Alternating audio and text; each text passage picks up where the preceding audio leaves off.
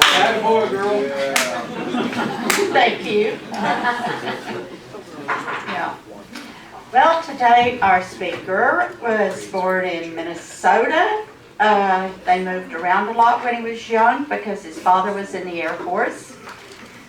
Excuse me. He graduated from Irving, Texas High School and Texas Tech University. And then he started attending church in Lubbock, Texas, and eventually joined First Christian Church, Disciples of Christ in Lubbock. He was encouraged to attend a seminary by Dr. Neil Porter, who took him under his wing, and he enrolled in seminary at Texas Christian University in Fort Worth. He survived seminary and graduated with a Master of Divinity in 1987. He was associate minister at First Christian Church in Rogers, and during that time he met and married Amy Collier, whom most of you know. And they were both sponsors of youth camps and retreats. In 1996, he came to First Christian Church in Harrison, and no, he moved to Chicago in 1996. I thought, boy, that's a long time ago. And he and Amy pastored a small church in north side Chicago. In 2006, he was called to minister First Christian Church in Harrison. So I'd like for you to welcome my minister, Dr. David Artman.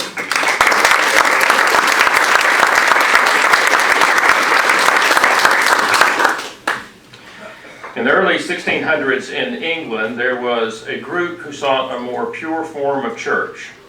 The purity they sought, however, made them subject of religious persecution. So these Puritans left England and went to Holland. Went to Holland. But after a while in Holland, they became concerned that they would just normalize to Dutch culture and lose track of their quest for a spiritually pure church and community. They felt like if they stayed in Holland too long, they and their children would just gradually start blending in, and they would lose what was distinctive about their spiritual quest. They were on a spiritual adventure, and they needed to go somewhere new where they could pursue the purity of the spiritual life they desired without getting culturally watered down.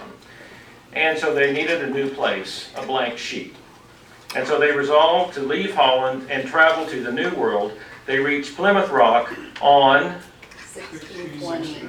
December 11th, 1620. One internet history website gives the following description of what happened that first winter. Their first winter was devastating. At the beginning of the following fall, they had lost 46 of the original 102 who sailed on the Mayflower. But the harvest of 1621 was a bountiful one, and the remaining colonists decided to celebrate with a feast, including 91 Indians who had helped the Pilgrims survive their first year. It is believed that the Pilgrims would not have made it through the year without the help of the natives. So the Pilgrims, after a terrible winter, had a good year that next year. And they decided to celebrate and give thanks. National Geographic tells the story this way. On that day, in the fall of 1621, 4 settlers were sent to hunt food for a harvest celebration. The local Indians heard gunshots and alerted their leader, Massasoit, who thought the English might be preparing for war. Massasoit visited the English settlement with 90 of his men to see if the war rumor was true. Soon after their visit, the Native Americans realized that the English were only hunting for the harvest celebration. Massasoit sent some of his own men to hunt deer for the feast, and for 3 days the English and the native men, women, and children ate together. The meal consisted of deer, corn, shellfish, and roasted meat, far from today's traditional Thanksgiving feast. Now, one of the Pilgrims, Edward Winslow, kept a journal, and in that journal he made the following entry of the description of that event. Our corn did prove well, and God be praised, we had a good increase of Indian corn. Our harvest being gotten in, our governor sent 4 men on fowling. They 4 in one day killed as much fowl as served the company almost a week, at which time many of the Indians coming amongst us, and amongst them their king, Massasoit, with some 90 men, with whom for 3 days we entertained and feasted, and they went out and killed 5 deer, which they brought and bestowed on our governor and upon the captains and others. And although it be not always so plentiful as it was at this time with us, yet by the goodness of God, we are far from want. A couple of things to notice here. The Pilgrims viewed their lives as a spiritual journey in community in which they expected sacrifice. They were persecuted in England. They made the decision to leave the relative security of Holland and embarked on a perilous journey to a new world and experienced devastating loss in that first winter. But when difficulties came, they did not lose faith and they carried on together. Number two, not only did they carry on together, they carried on in thankfulness. They focused not on what they had lost, but on what they still had, and on the good things that had happened in their first successful harvest. It was the 4 settlers sent out to hunt for the harvest celebration that alerted the Indians who came to see what was going on. Now, when I put this all together, there are some things I think we can learn. First, go on a spiritual adventure in life. Seek out the meaning of existence. Treat life like an exciting spiritual quest. Reach out to find God the best that you can. Ask, seek, knock. Look for the Creator behind the creation. Go looking for your spiritual father. Number 2, go through life in community. Don't go it alone. In life, we are carried along best when we go in community. Find a positive spiritual community to be a part of. Find a positive community service organization and join, like Rotary Club. I fully realize the challenge of being in community, because community means people, and people are messy. I know, because I am one. But the benefits of community and togetherness and camaraderie are worth it. When we live our lives in positive spiritual communities and positive service clubs, then we are always being carried in a positive direction in the company of positive people. Positive communities bring out our best even when we are not particularly wanting to give our best. Sometimes I have not wanted to go to a church event, which is awkward because I'm the pastor.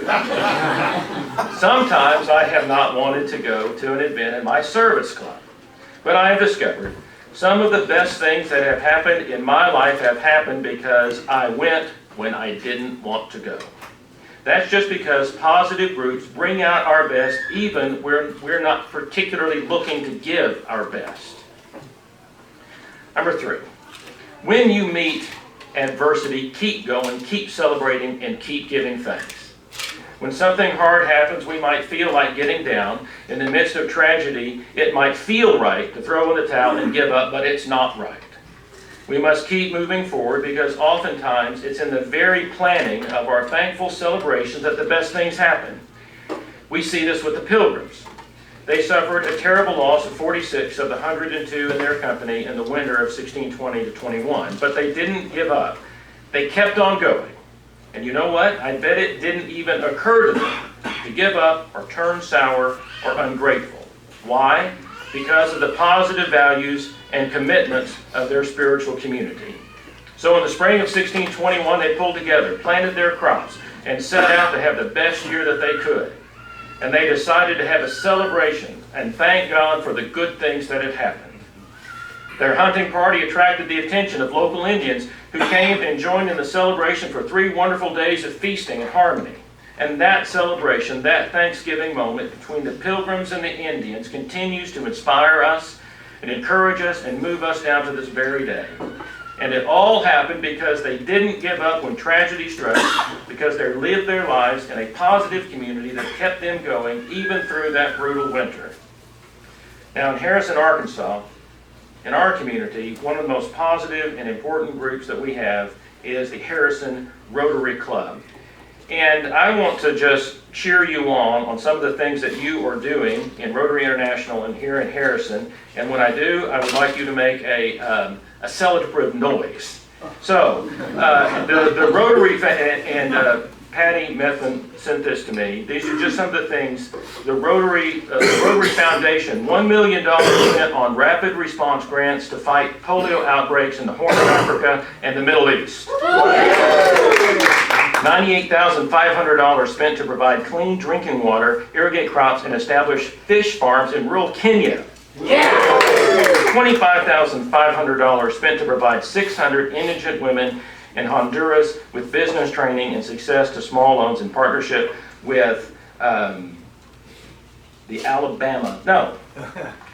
with the foundation. I need my glasses. Adelante.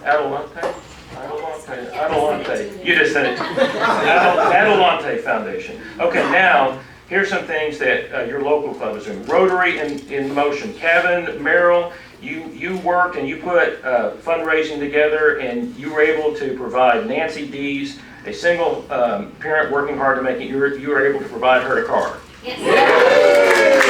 The Love Fest program each year in July, and you have supported through this program Sanctuary, CASA, Harrison Housing, Ozark Rate Crisis Center, Boone County Special Services, United Way of Boone County, NARMC Foundation, Boone County Single Parent Scholarship, and Boy Scouts.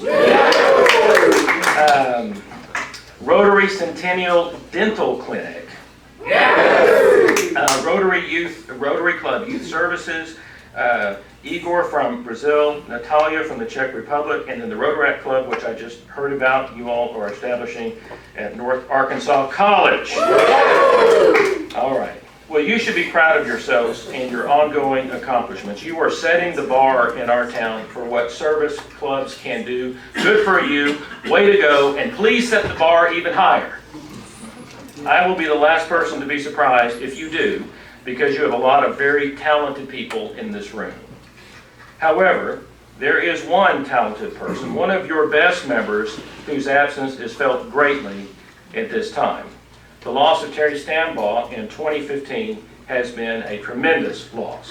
I know we all still feel it. And Thanksgiving will be strange this year without him. That's one of the tough things about holidays. Holidays have a way of making us feel the absence of loved ones. But Terry would be horrified if we didn't celebrate Thanksgiving this year because he wasn't here to celebrate it with us.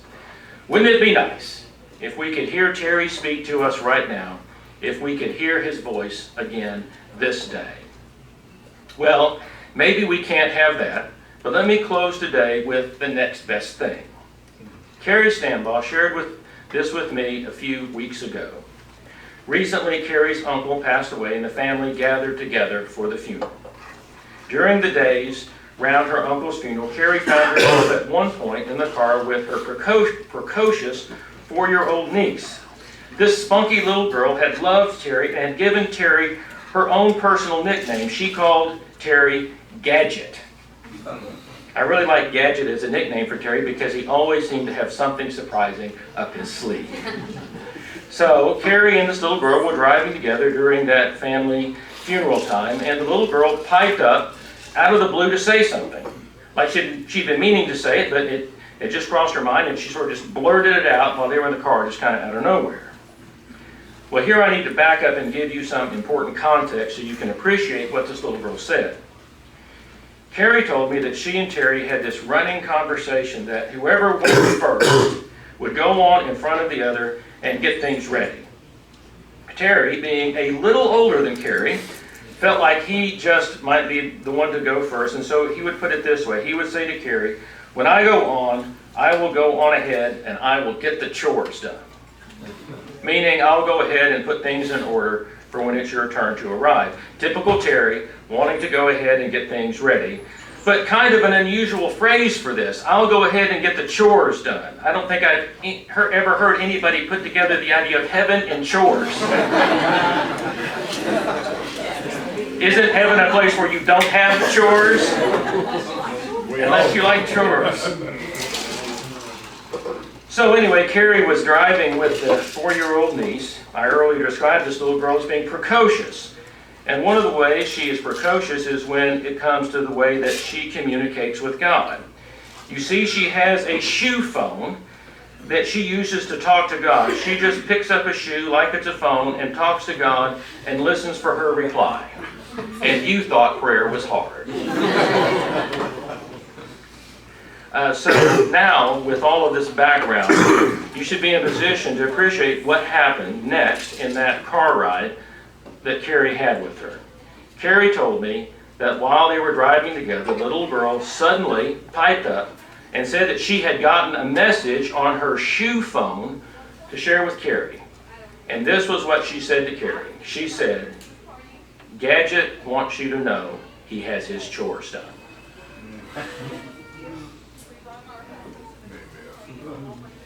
When this little girl said that, it was all Carrie could do to keep the car on the road. Because Carrie said she had never said anything to the little girl about how Terry was going to go on ahead and get his chores done. And chores is not even a word we would expect to be a part of a 4-year-old's vocabulary. But there it is, a report from Terry in heaven delivered through a 4-year-old girl's shoe phone from God. Gadget wants you to know he has his chores done. Yes, there is great hardship in this world, but there is also great hope and great potential, and not even death itself can discourage us from going forward.